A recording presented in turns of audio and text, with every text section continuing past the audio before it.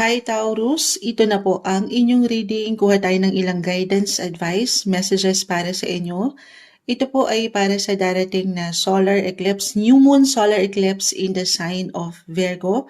Yes po, hindi kailangan mag-apply yung na-mention kong sign, pero baka sakali ay meron po akong ma-share sa inyo na ilang info in regards astrology, kung ano yung maaring epekto nito para sa inyo. Kuha lang tayo ng ilang gabay po, ha? Taurus, sa darating na new moon solar eclipse, so doon pa lang why not? New opportunity para sa inyong parating, new beginnings.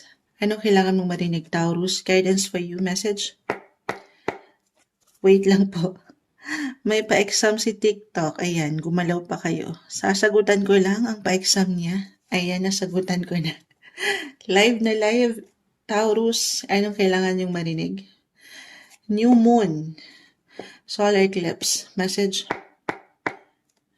Anong guidance ang parete? Anong kailangan marinig? Anong aasahan nyo ngayong new moon solar eclipse? Taurus. Ay!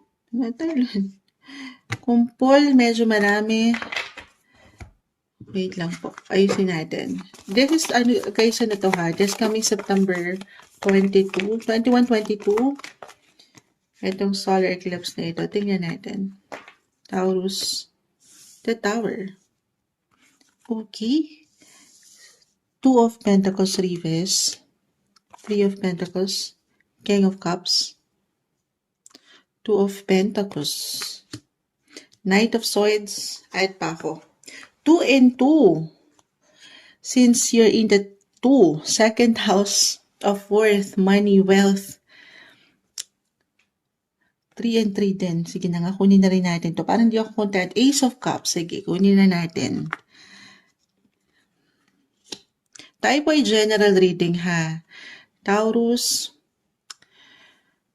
of course, just only take what resonate. Expect the unexpected, guys. Meron akong ilang the Tower. Maaaring may ilang hindi kayo inaasahan na ganap ang maramdaman ng ilan. So, stay flexible sa ilang situation.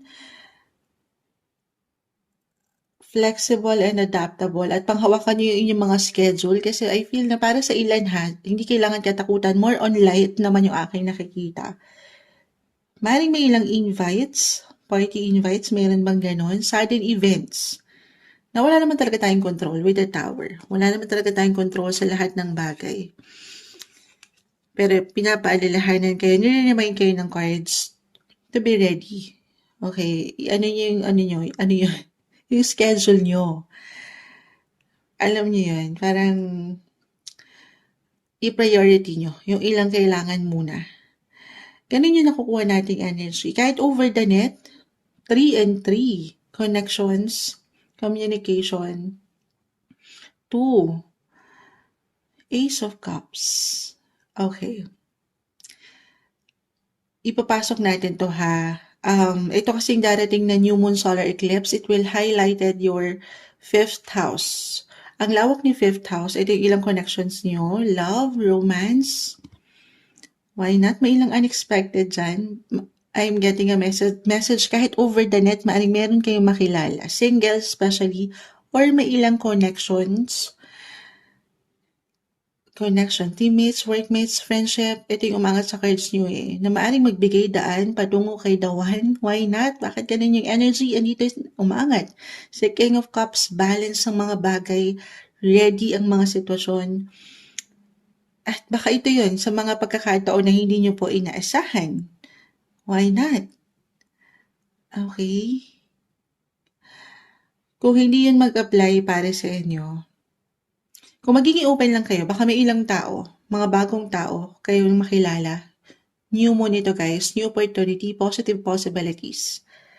New connections, the Ace of Cups, new friendship, new love interest, as I've mentioned. So, ang dami ha. 2 of Pentacles. 2, 3, 3. 2 is about money, worth, again, as I've mentioned, work, family.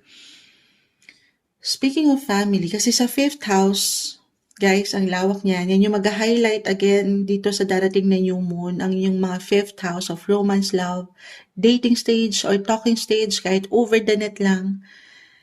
Hindi po isang medical advisor si Moonchild. Pero sa fifth house kasi, dyan pumapasok po ang pregnancy. Pregnancy, guys. So hindi pa kayo handa kasi the tower is here. Maaaring merong umangat po na baby blessing. Sabi nga nila, ang pagbe-baby ay isang responsibility. So be very careful kung hindi pa kayo ready sa part na ito kasi maaaring merong unexpected. Yes po. Para sa ilan, hindi kailangan single. This is for some. Or kung, why not? Kung talagang ito ninyo look forward nyo, it's a blessing, guys. Okay? Ayan yung umaangat.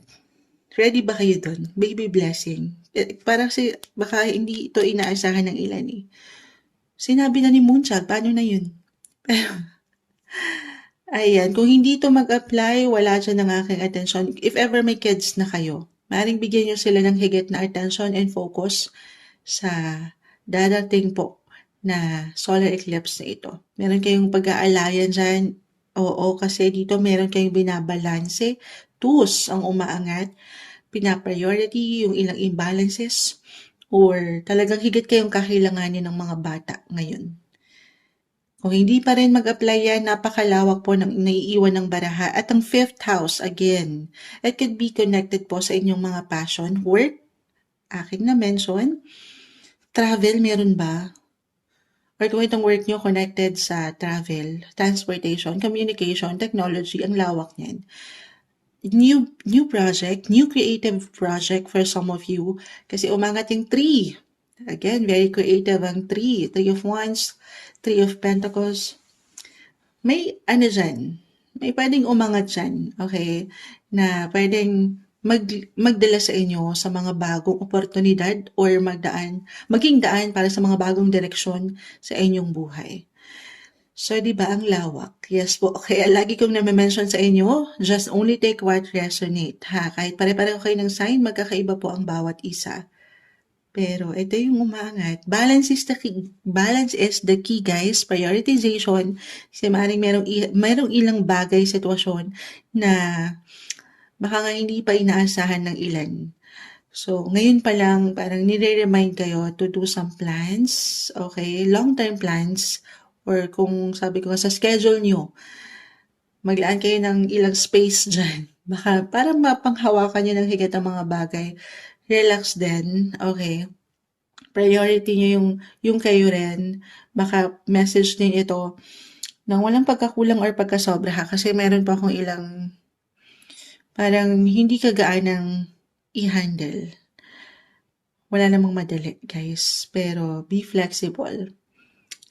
Ito yung umaangat na may hugot pa para sa inyo. Ang darating na solar eclipse in the sign of Virgo, ito yung maaaring epekto na iwan nito. Mensaheng gabay lamang po para sa inyo, Taurus.